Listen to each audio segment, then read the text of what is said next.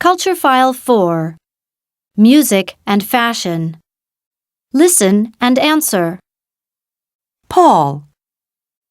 My favorite kinds of music are rap and reggaeton. I usually wear hip-hop style clothes, baggy pants and tops. They're really comfortable. I prefer designer labels because they're better quality. People don't respect you if you wear cheap clothes. Lisa. I'm really into 70s retro clothes right now. I wear flared pants, and when I go out, I always wear my platforms. I hate baggy hip-hop styles now.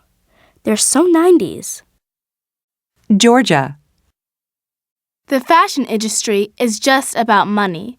I think people who follow fashion are sad.